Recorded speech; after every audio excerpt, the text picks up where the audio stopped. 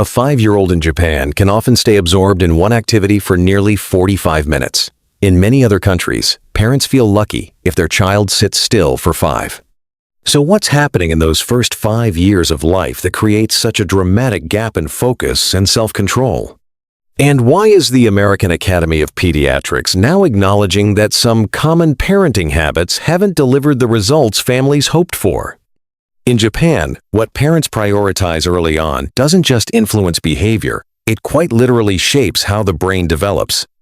Some of these habits may challenge what you've been told about boosting intelligence or getting children ahead. In this video, my intention is simple: to break down the science behind what Japanese parents are doing differently and show you how these everyday habits directly influence attention, memory, emotional regulation, and long-term learning ability.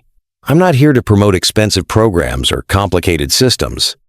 I want to show you what actually builds a strong brain in the first 5 years of life and why some popular approaches may be working against you. By the end of this discussion, you'll clearly understand the core principles behind Japan's approach to raising focused, capable children, and you'll be able to identify which small shifts could make the biggest difference in your own home. A 2024 study from Tokyo Medical University found something remarkable. Children raised with 6 specific early life habits showed up to 40% stronger focus, memory, and problem-solving abilities by age 7 compared to peers in many other countries. What makes this especially powerful is that Japanese families aren't relying on flashcards, costly brain training programs, or learning apps. Instead, they emphasize simple, daily routines, habits that cost nothing, yet often run counter to mainstream advice in places like the United States. So stay with me until the end, because once you see how these 6 habits work together, you may start looking at sleep, screens, outdoor time, and everyday interactions in a completely different way. Let's walk through the 6 steps, starting with the most non-negotiable. Step 1. Sleep is sacred. In Japan, sleep comes first. Playdates, family events, even special occasions rarely override bedtime. Children between ages 1 and 5 typically get 11 to 12 hours of sleep per night. In contrast, many American children average closer to 9. That difference has profound neurological consequences.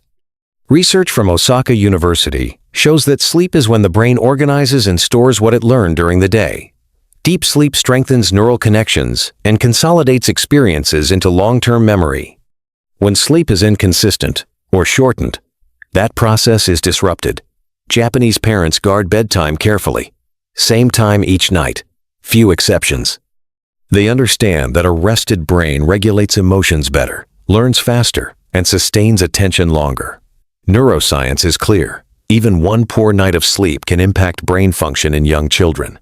Sleep isn't optional, it's foundational. Step 2. Daily time in nature. Japanese children spend at least an hour outside every day, rain or shine.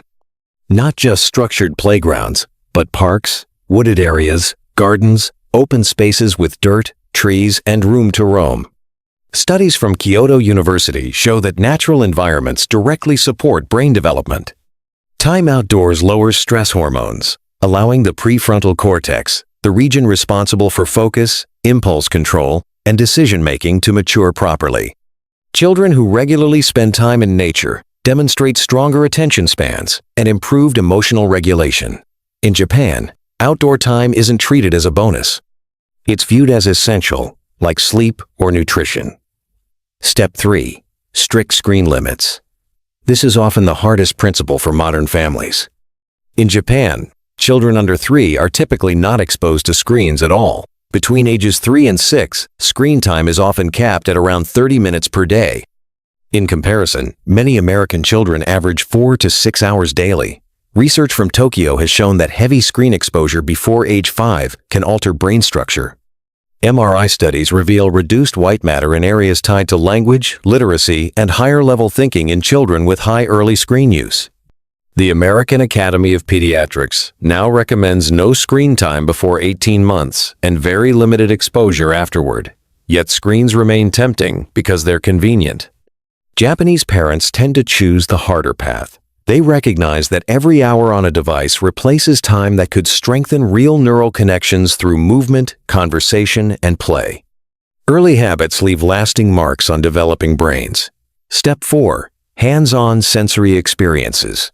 Young children in Japan engage daily with real materials: water, sand, mud, clay, dough. They help cook. They garden. They manipulate objects with their hands. Research from Nagoya University explains why this matters. When children use their hands to explore and create, multiple brain regions activate simultaneously: sensory processing, motor coordination, and problem-solving systems all working together. This integrated activation builds stronger, more flexible neural networks.